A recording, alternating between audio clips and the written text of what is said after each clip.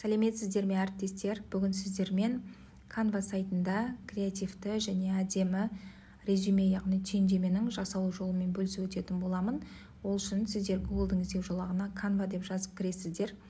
Мінекей бірінші сайтқа үстінен басу арқылы кіреміз. Бұл сайтпен жұмыс жасау үшін міндетті түрде аккаунтыңызбен тіркелуіңіз керек. Google аккаунтыңызбен мен тіркеліп қойғандықтан автоматты түрде осылай шығып тұр. Неге тіркелгеннен кейін сізде осындай бетте ашылады жұмыс алаңы. Жоғары жақта шаблоны деген бөлімде, яғни поискке резюме деп жазып кіреміз. Резюме деп жазғаннан кейін қасында стрелка тұр, соны басамыз.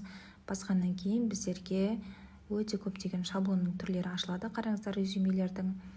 Енді бұл жерде әртүрлі салаға байланысты көптеген шаблондар бар. Креативті, әдемі, өздеріңіз таңдап, кез келген салаға қолдана берсеңіздер болады. Кез келген жұмыс орнына тапсыруға, қолдануға өте ыңғайлы. Қараңыздар, осы жерден қазір бір шаблонды таңдау арқылы өзгерістер енгізіп қолданатын боламыз. Енді қазір осы жерден бір шаблонды таңдайын. Таңдап болғаннан кейін үстінен басасыз. Басқаннан кейін біздерде осындай бетше ашылады. Изменить шаблоны деген кнопканы басасыз. Басқаннан кейін бізде жаңағы өзіміз таңдаған шаблон ашылады. Неге осылай ашылды. Енді осы бетшемізді кішкене үлкейтеміз. Енді қарап отырсаңыздар, бұл жерде бізде резюме, яғни түйіндемеміз ағылшын тілінде екен. Енді осыны қазақ немесе орыс тіліне ауыстыру үшін мышканың оң жағын басу арқылы перевести на казахский, русский деп тілін ауыстырып алсаңыздар болады. Неге бізде ауысты автоматты түрде. Енді қазір осы бетшемізге біз өзгерістер енгіземіз. Бірінші фотоны алып тастаймыз. Фото қою үшін загрузки бөліміне барып, файлдарды жүктеп салу деген кнопканы басып, өзіңіздің компьютеріңізде тұрған суретіңізді осы жерге алып келіп қоясыз. Менде суретімді таңдадым. Енді үстінен апарып рамкаға саламыз. Неге менде суретім дайын. Өте әдемі шықты. Енді сыртында жан жағында осындай рамкалар бар, қараңыздар. Рамканың үстінен басқан кезде жоғары жақта дөңгелек түс деп тұрады. Осы жерден кез келген өзіңізге ұнаған түсті таңдап алуыңызға болады өзгертіп. Үстінен бассаңыздар осылай өзгереді. Енді менде осылай түс тұра берсін, осыны таңдадым. Енді біз жазылған сөздерді үстінен басу арқылы алып тастаймыз. Енді мына жерге мен түйіндеме деп жазамын. Өзіңіздің қалауыңыз бойынша кез келген мәтінді жазуға болады. Енді түйіндеме деген жаңағы сөз әріптердің барлығы бас әріппен жазылу үшін жоғары жақта үлкен А деген бар. Соны бассаңыз автомат түрде осындай үлкен әріпке ауысады. Енді шрифтің қарпін өзгертеміз. Қаріптің үстінен таңдаймыз. Мына жерде мен Лора деген таңдаймын. Көбінесе Лора деген қаріпті таңдаймын.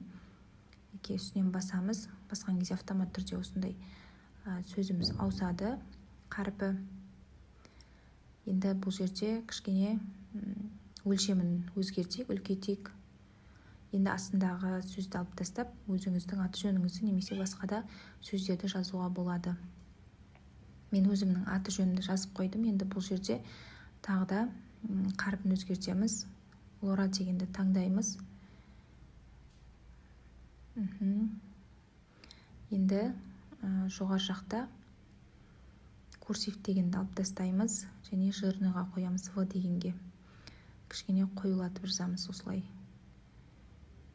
Енді өзіңіз білесіз, ортаға немесе шетіне қоюға болады. Енді астындағы сөздерге өзгерістер енгізетін боламыз. Білімін жазамыз. Білімі дегенді көшіріп аламыз. Өзімнің Word документімде жаңағы мәтіндерім бар. Осы жерге көшіріп алып келеміз қазір. Білімі деп өзгерттім.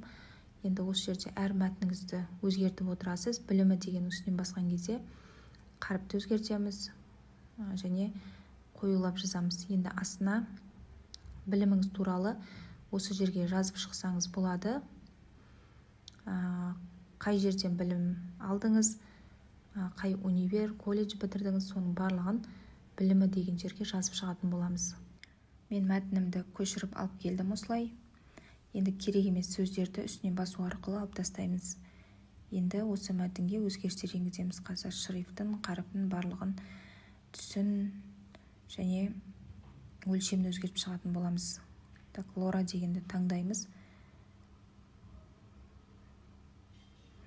Енді бұл жерге қазір өлшемін өзгертеміз және түсін өзгертуге болады. Жоғары жақта құрал саймандардың көмегімен барлығын өзгертіп шықсаңыздар болады. Мына жерде жұмыс тәжірибеңізді кішкене астына түсіреміз. Енді жұмыс тәжірибесі деп көшіріп алып келеміз да, мына жерге қоямыз, осылай вставить етіп. Енді астына өзіңіздің жұмыс жасаған туралы мәліметтеріңіздің барлығын осы жерге көшіріп алып келетін боламыз. Сөзді алып тастаймыз да өзіміздің мәтіндерімізді осылай қоямыз. Енді сөздердің үстінен басу арқылы шрифтін, түсін барлығын өзгертіп шығамыз осылай. Енді маған хабарласыңыз деген жерді барлығын өзгертеміз. Номеріңізді, өзіңіздің почтаңызды және де өзіңіздің адресіңізді жазып қойсаңыз болады. Мына жерде мен туралы бөлім деген жерге өзіңіз туралы мәліметтің барлығын көшіріп аласыз да, осы жерге қоясыз, барлығын өзгертіп шығасыз. Шрифтін, жаңағы түсін деген сияқты барлығын өзгерістер енгіземіз. Оның астына дағдылар деген жерге, осы жерге дағдыларды енгізіп шықсаңыз болады, немесе тіл, яғни қандай тілді білесіз, сол туралы жазып шықсаңыз болады. Енді өзіңіздің фантазияңызға қарай барлығын өзгертіп алсаңыздар болады. Енді мына жерге дағдыларға өзімнің дағдыларының барлығын жазып алып келдім осылай. Біздің резюмеміз, яғни түйіндемеміз дайын. Жоғары жақта бөлісу деген кнопканы басамыз, жүктеп алу дегенді басасыз.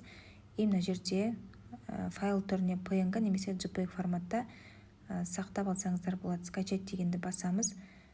Басқаннан кейін бізде компьютерімізге загрузки бөліміне барып түседі.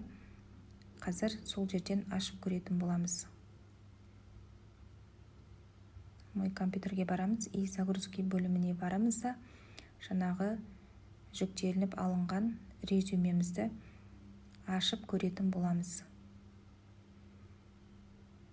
Бізде осындай түйіндеме резюмеміз дайын болды. Өте керемет. Сіздерде осылай мен сияқты қолданып көрсеңіздер болады. Пайдаларыңызға жарасын.